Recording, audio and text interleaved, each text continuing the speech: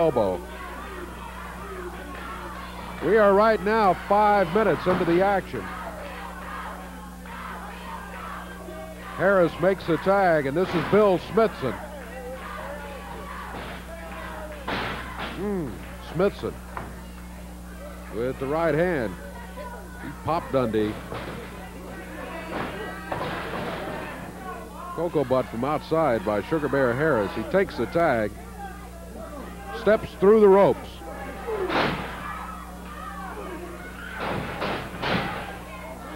Five and a half minutes into action as we come up on the 6-minute mark. Big Sugar Bear, man, he's a large one. He is big. Dundee a hard way to go.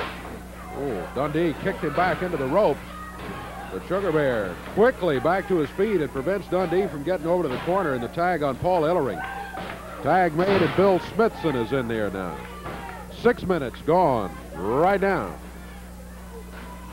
This is not a tag match, Dave. It's a handicap match for Dundee going against Smithson and Sugar Bear. He's going to have a word or two to straighten out. Woohoo, almost. He was close to that 3 count. Smithson almost had him pinned. And again, Dundee reaches for the tag, and Ellering says, go on back in there. Dundee's head met the knee of Sugar Bear Harris.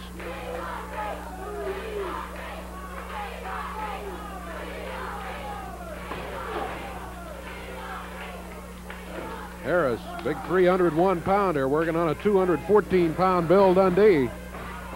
Dundee gets a drop kick. Beauty. Heads to the corner. And again, Ellering refuses the tag. Dundee upset with Ellering.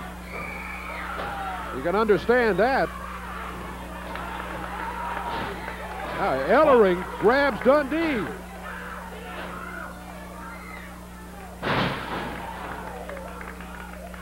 Ellering puts a suplex on his own partner.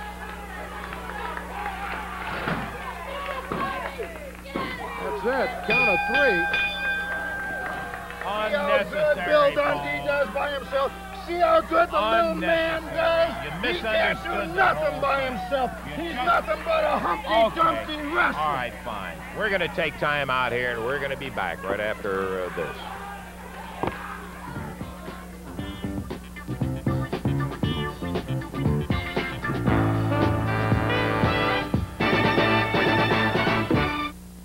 I think by now you've probably seen the incident that took place yesterday in the taping with Bill Dundee and Paul Ellering. We've got Paul Ellering here, and I just wanted to say, and that's all I want to say, is you're going to be going against Bill Dundee in Louisville Gardens Tuesday in the battle there.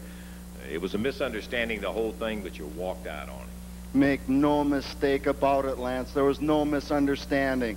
You people saw what your big, small-town big hero can do by himself. He can't do nothing.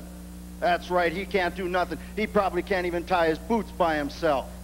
Now, Lance, I ask you, you saw what he did. What do you think he can do against me alone? Look at that arm, Lance. Look at this body. Just look. Look at that. Look at the back. Look at the back. Look at the back. That back set a world record, Lance.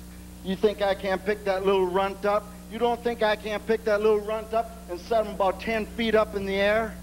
I can, Lance. Okay, hey, brother, you better believe I can do it, and I'm gonna do it. You just have to prove it. Tuesday night there in the Gardens. And it'll be Rick Gibson taking on the Southern Heavyweight Champion, and we're talking about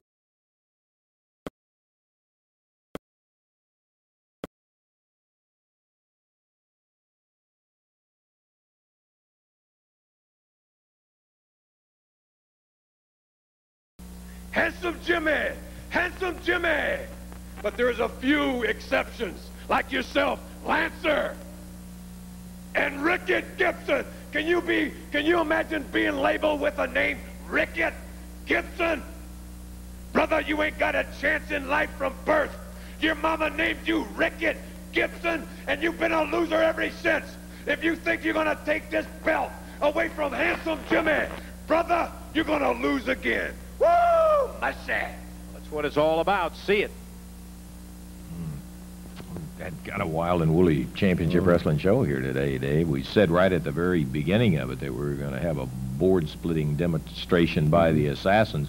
I didn't really realize it was going to be exactly in the form that it took place, and neither did they. I don't think they did either. No, That's no, absolutely right. But our time is up, and we really are not going to have time. Plus the fact, with a situation where we end up with 3-on-1 on Dundee, I don't think Billy is. One thing I'll say about Billy, he isn't crazy enough to say I can go in, I can beat those 3 guys or anything like that. He's a realist in there. He'll give any one of them a fit in there, and maybe 1.5 he'll take. But when you start talking about jumping 3 guys in there, so I assume let's take a look at the action we had today. In the opener today, Ken Lucas going against Jerry Ralph. It was Lucas all the way. He won it in 2 minutes, 18 seconds. Rick Gibson against big Tony Eaton. Similar situation here. Rick Gibson pretty well in control of the match, and he won it in 1 minute, 57 seconds. Handsome Jimmy Valiant going against Robert Gibson. Well, in this one, Robert, his head was run into the ring post a couple of times, and he got a cut on it. Valiant was really working him over with assistance from manager Jimmy Hart over in the corner. Glad you mentioned that. Not necessarily in the corner. He was all around the ring, as a matter of fact. But walking stick. Yeah, all of that. And finally, Rick Gibson came in to rescue his brother or keep him from getting hurt any worse, so that disqualification gives the win to Jimmy Valiant. Then the Assassins against Steve Regal and Rick Morton. Regal and Morton going pretty good against him, but then Ken Lucas and Billy Robinson with a score to settle, they jumped in there and grabbed the boards that the Assassins were going to use for the demonstration, and that one turned into kind of a brawl too. And since it was Robinson and Lucas interfering, then the disqualification went against Steve Regal and Rick Morton, so the Assassins again are the official winners of that match. Sugar Bear Harris and Bill Smithson against Bill Dundee and Paul Ellering in the expiration of time match. But in this one, it turned into 3-on-1 as Paul Ellering was upset over interview procedures around here and turned that into kind of a battle against Bill Dundee. He jumped Bill Dundee, and there's no way Bill could stay in there, as you said, 3 against 1. So the win goes to Sugar Bear Harris and Bill Smithson. Yeah, I got to feel that you had it right, that Paul was having a bad day, man, because there wasn't any real call for misinterpreting that as slighting him. Anyhow, we're out of time right now. For Dave Brown, until we see you next week, Lance Russell saying bye-bye, everybody.